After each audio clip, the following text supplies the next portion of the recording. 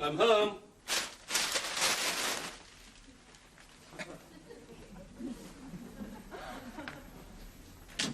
Hello, Trev.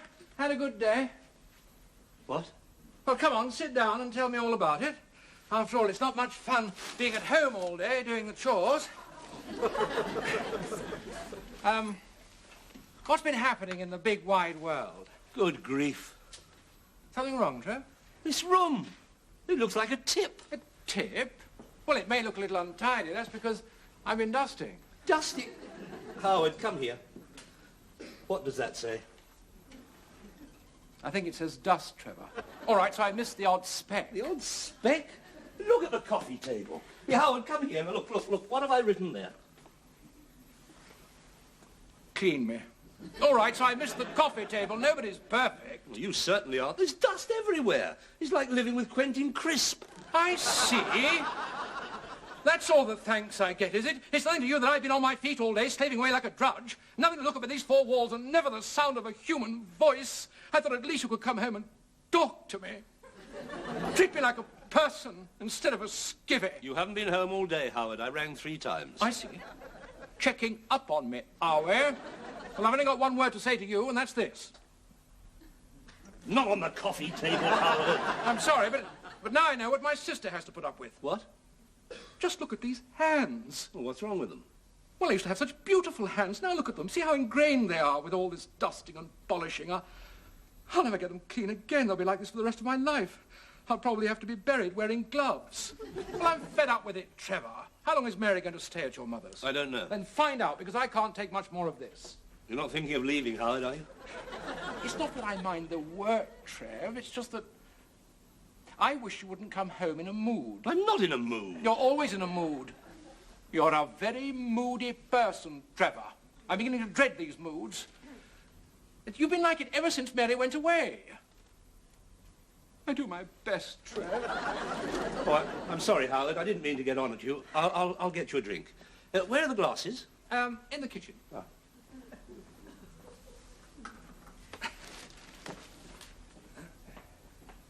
Howard! What's the matter, Trevor? Look at this mess! There must be at least 3 days washing up in that sink. As much as that? Gosh, doesn't it mount up? If you think I'm going to start on that after a hard day's work, you're mistaken. The washing up is your department. I wasn't thinking anything of the kind. You weren't? No, I was thinking, what about a cleaning lady? Definitely not. Oh, just till Mary gets back. It's not all that expensive. We can get a cleaning lady for as little as... Out of the question, Howard. Oh. As little as what? $1.50 an hour. Oh. Well, I suppose I could help you with the washing up. Won't take long with the two of us doing it. No, I haven't got the time. You see, I've invited Laura to dinner. Laura, you must be mad. Oh, don't worry, Trevor. We can rustle something up. What about that cold chicken that we had last Sunday? It's still in the fridge. It's tough. Well, I can put it through the liquidizer. And then there's those soty potatoes that we had last night, you know, the ones that you couldn't eat. No, I didn't like them. Well, you didn't like them last night. Doesn't mean you're not going to like them tonight. You can't give a meal like that to Laura. It's revolting. So is this kitchen. I know. What? You're so naive as far as women are concerned, aren't you, Trevor? You've never understood them, have you? Look, Laura's going to come here, see this revolting food, all the dirty dishes, the whole hideous mess, and do you know what she's going to do? Throw up. No.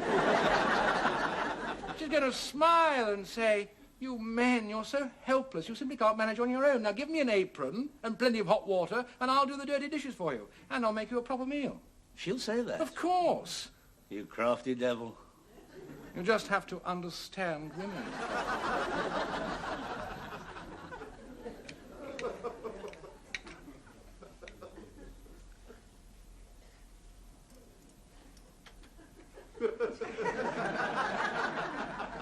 Well, Laura, what do you think? It's delicious. Shall we let her into our little secret, Trev? You won't believe this, Laura, but this meal consists entirely of leftovers. Does it really? Yes, that chicken's older than you, Laura. Trevor! Sorry, Howard. Howard's very sensitive about his cooking.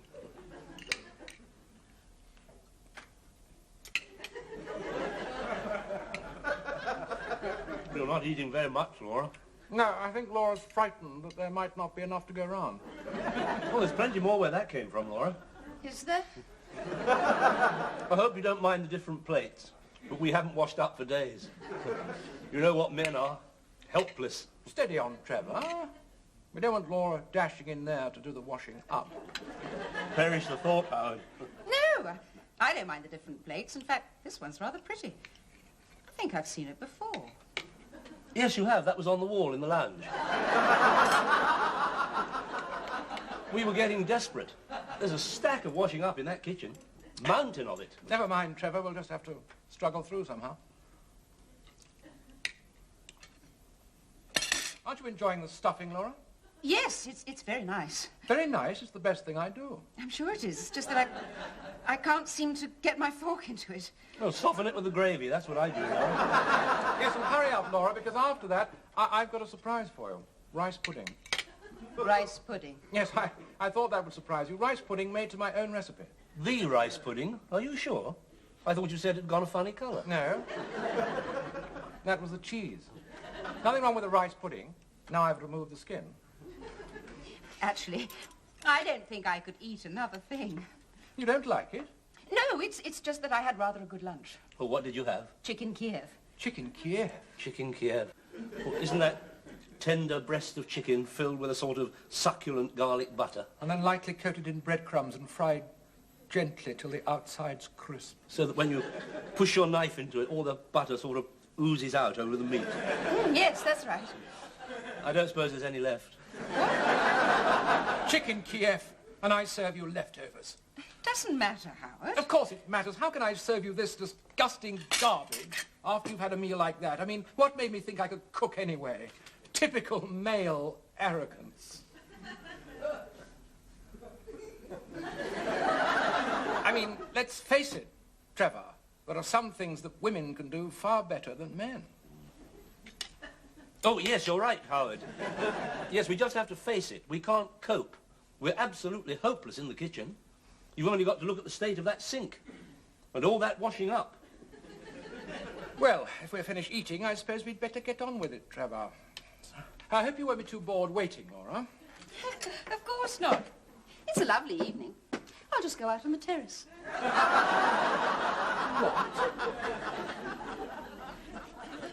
Laura? Sorry to keep you waiting. Only Trevor's blocked the sink. I did warn him about those tea leaves. I shall certainly be glad when Mary gets back. Is she going to be away long? I hope not. She's at his mother's, sick visiting. His mother's? Yes. All I can say is there are places for old bats who can't look after themselves. Nice, cheerful places. It's not like the workhouse anymore. There's no stigma attached. I don't understand. I thought Trevor's mother was dead. No, she's always looked like that. She's had one foot firmly in the grave for years. Probably see us all out. Are you sure, Howard? Of course. We're a very close family, Laura. If anything had happened to Granny Mountjoy, don't you think I'd know? Isn't that right, Trevor? What's that? I was just saying to Howard, Trevor, that I thought your mother was dead. Yes, that's right. I didn't know that, Trev. Yes, she died last year. Oh. Sorry, Trev. Oh, it's all right. Why wasn't I at the funeral? You were in prison. Oh. Trevor, if your mother's dead, isn't it a little late for Mary to go sick visiting? No, Mary's at Mother's looking after my sister Gwen. Good Lord. Hasn't been a very good year, has it, Trev? Your mother's dead, your sister's ill. How do you feel? Fine. Is that my coffee? I thought Gwen was in Australia. No. She came back. She hated it. Couldn't stand the flies. They kept following her everywhere. I don't know why. Perhaps they knew something, Trevor. I thought she loved it out there. No, she hated it. You know what this coffee needs? some of my 5-star brandy. Will you excuse me? That's very strange. It certainly is. He's only got 3-star. No, I mean about his sister. Oh, I don't know. They've always been a sickly family. I warned Mary, but she wouldn't listen. But Gwen's still out in Australia. I had a card from her this morning. She loves it out there.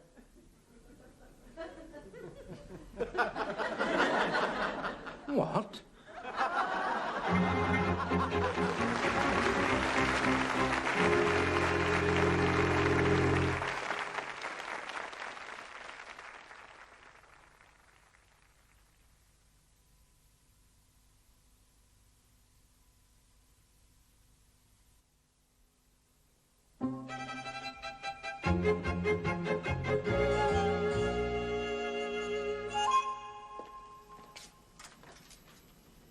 Where's Trevor? Still getting the brandy. Oh, it's taking a long time. Probably forgotten the combination. Why do you think he lied to us? I'll tell you why, Laura.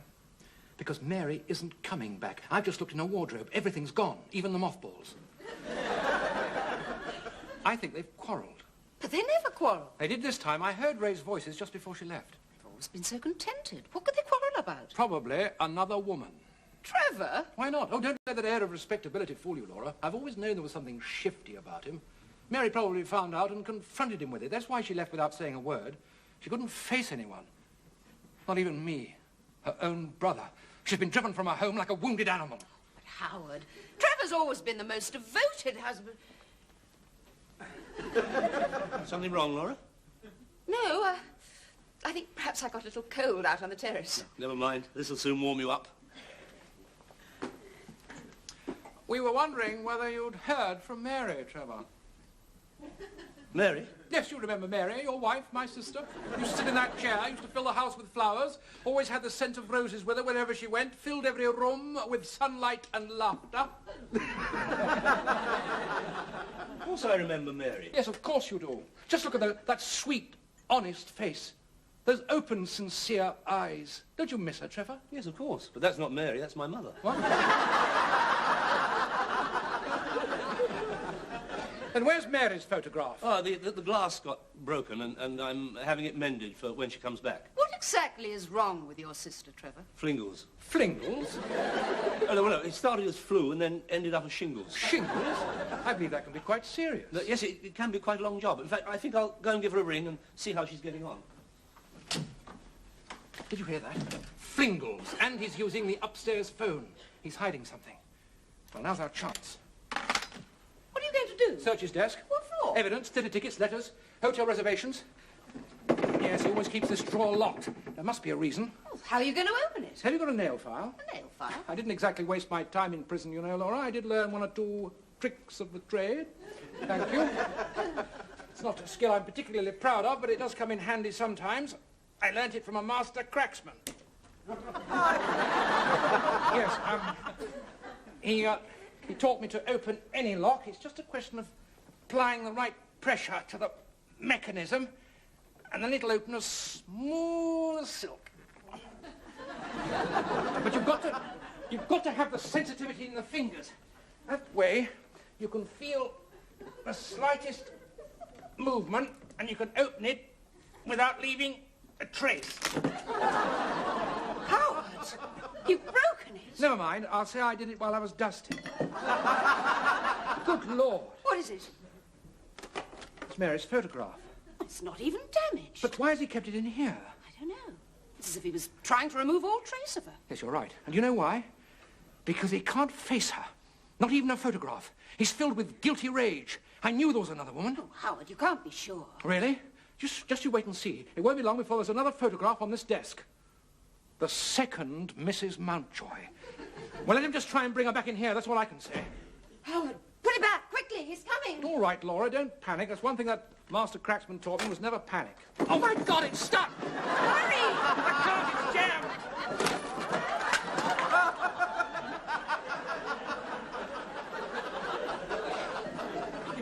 Hello, Trevor. You haven't seen my cigarettes anywhere, have you? This way, Mrs. Brent. This is the lounge. I'm afraid it's a little bit untidy.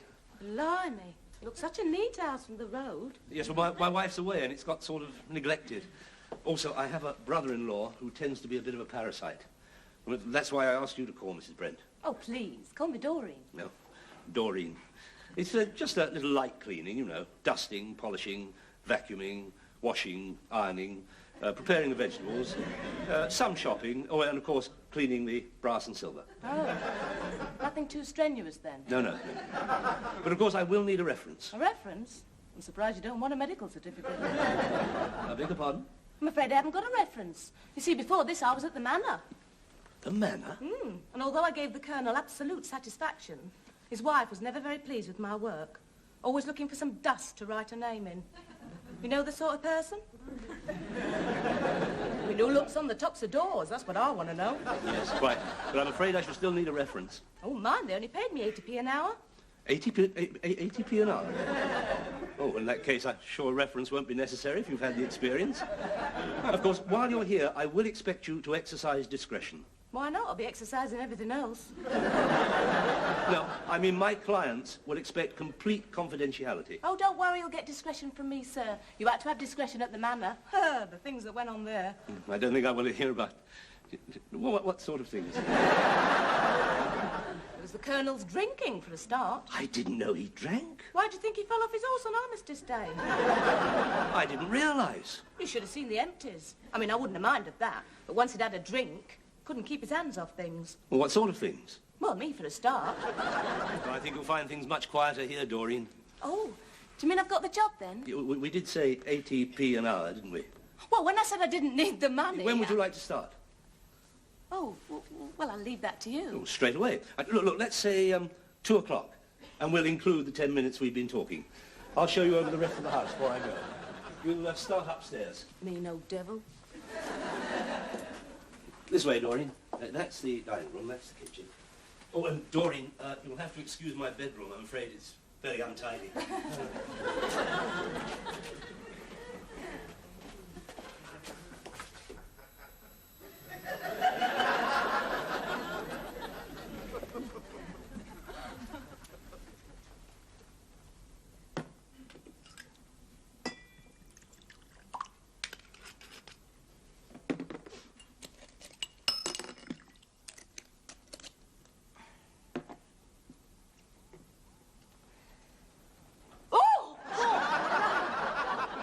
Did not give me a start. Did I? And who are you, my child? I'm Doreen. Did Mr. Mountjoy mention me? Not in as many words, but I must say that I was expecting you. Doreen. It's such a pretty name. But I must say you're younger than I expected. Well, the things he expects me to do, I need to be. Do you know who I am? You must be the parasite. The what? Oh. I mean the brother-in-law. Yes, her brother. What makes you think that you can replace her? I don't know. Just look at this photograph. Oh, I must have missed that. How can anyone replace her? Look at the honesty, the sincerity in those eyes. The fine profile. Oh, I do my best. I always try to give satisfaction. Yes, I'm sure you do. Can you smell anything? No? Is it the bleach? It's the scent of flowers. She always used to fill the house with flowers. Who did? Mrs. Mountjoy. I see the nights are drawing in. It'll soon be dark again. Should I put the lights on? No, don't do that. He doesn't like the lights on before 6, not when there's a reasonable sunset. I'm glad that you're here, Doreen. I don't like being left alone in this house at night. What? We never did find her. Who? Mrs. Mountjoy. Well, I thought she'd gone away. Is that what he told you? Well, what did happen? I don't know. There was a sound of raised voices and then silence. And later the sound of something being dragged down the stairs. Something heavy. And now I can't find the trunk. You're not suggesting. He seems so quiet and respectable. Does he? Haven't you noticed anything about him? The dark hair on the back of his hands, and the nervous way he licks those thin, wolfish lips. No? Perhaps you think it'll be different with you. You're young, vibrant. But what happens when your prettiness begins to bore him and something snaps? Oh, blimey. What was that? What? I never heard that sound on the stairs again. Oh, crikey. I'm getting out of here. Ooh.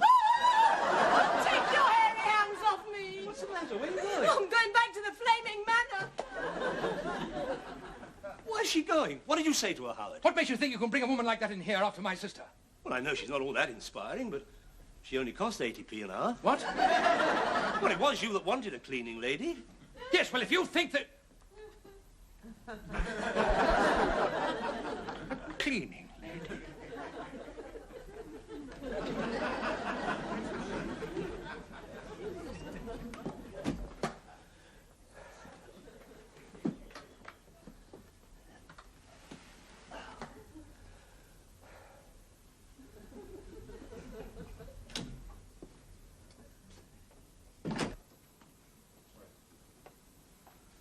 Now, Laura, don't make a sound. I told him I was going out this evening. But what are we going to do? Surprise him. We're going to feel awfully silly if Mary walks through that door. She's not coming back. He was hiring a cleaning lady today. I know something's wrong. Howard, what are you suggesting? I don't know, but perhaps she found something. A letter, a photograph, something incriminating. She asks an innocent question. He replies savagely. She persists. Full of guilty rage, the wolfman turns. Wolfman? His hairy hand reaches for the poker, a sudden blow, and then silence. Oh, don't be so silly. Trevor's not like that. Then why did he hide a photograph? And where are her clothes? And why do I feel her presence in this room? And above all, what happened to that trunk?